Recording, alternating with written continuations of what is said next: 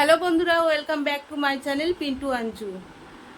আজকে এই রাত্রেবেলায় হঠাৎ করে আমি চলে এলাম তোমাদের সাথে কিছু কথা বলতে। আসলে আমি দুদিন ধরে ভিডিও আপলোড করতে পারছি না, আর তার কারণ হচ্ছে আমার ছেলে, এই যে আমার সোনাই এত দুষ্টুমি করছে দুদিন ধরে, আমাকে এত ব্যস্ত রেখেছে ওর পেছনে, যার কারণে আমি ফোনে সময় দিতে পারছি না, ভিডিও এডিটিং করতে পারছি না।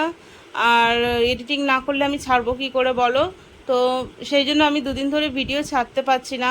ও তো আমাকে সারাদিন ধরে মানে বিজি করে রাখে আমার ছেলে।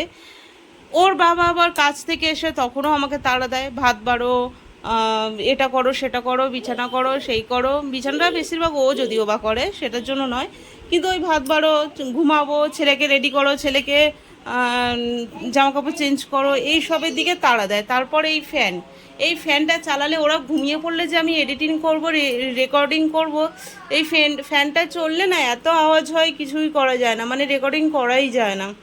তো এইসব সমস্যা মিলিয়ে আমি ভিডিও আপলোড করতে পারিনি দুদিন ধরে, কিন্তু কালকে শিওর আমি ভিডিও আপলোড করব।